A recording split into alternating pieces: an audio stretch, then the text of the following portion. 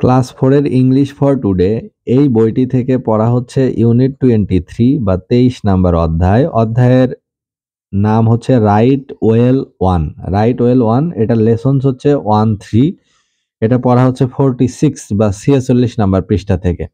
তো এ নাম্বারে বলা হচ্ছে রিড অ্যান্ড সে, অর্থাৎ পড়ো এবং বলো। তো এখানে আমরা একটা ছবি দেখতে পাচ্ছি এবং এর সাথে একটা ছোট প্যাসেজ আছে। এটা পড়লে বোঝা যাবে যে এখানে কি বোঝানো হচ্ছে। তো এখানে বলা হচ্ছে শিহাব লিভস ইন ঢাকা। শিহাব ঢাকায় বসবাস করে। He is at home with his mother. সে তার মার সাথে বাড়িতে আছে। They are talking. মা এবং ছেলে কথা বলছে।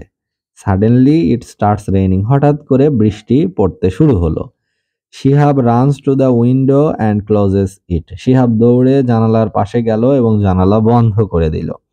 His mother is very happy. তার মা খুবই খুশি হলো শিহাবের এই কাজ দেখে। অর্থাৎ এখানে যে আমরা ছবিটা দেখতে পাচ্ছি পিকচারে, এটা হচ্ছে একটা মা এবং একটা ছেলে। ছেলের নাম শিহাব। এনারা ঢাকায় বসবাস করে এবং হঠাৎ করে দেখা গেল যে বৃষ্টি পড়তে শুরু করলো। ওই সময় শিহাব দৌড়ে জানালার কাছে গেল এবং জানালাটা লাগিয়ে দিল। হি ক্লোজেস ইট এবং his mother is very happy. এবং এর মা এটা দেখে খুবই খুশি হলো। তাহলে ছোট্ট প্যাসেজটি সম্পর্কে আমরা কি জানলাম? যে Shihab lives in Dhaka. He is at home with his mother. They are talking. Suddenly it starts raining. Shihab runs to the window and closes it. His mother is very happy. তার মা এটা দেখে অত্যন্ত খুশি হলো যে শিহাব বৃষ্টি পড়ছে, সেটা পানি ঘরের ভিতরে আসবে, ঘর ভিজে যাবে।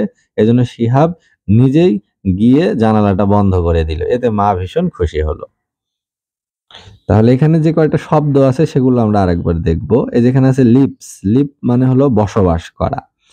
আর he is at home. At home মানে বাড়িতে। আর দে আর টকিং। টকিং মানে কথা বলা। সাডেনলি মানে হলো হঠাৎ করে। হঠাৎ করে। স্টার্ট মানে শুরু হওয়া। রেইনিং মানে বৃষ্টি পড়া। রান মানে হচ্ছে দৌড়ে যাওয়া। উইন্ডো মানে জানালা। ক্লোজ মানে বন্ধ করা। আর হ্যাপি মানে খুশি বা আনন্দিত।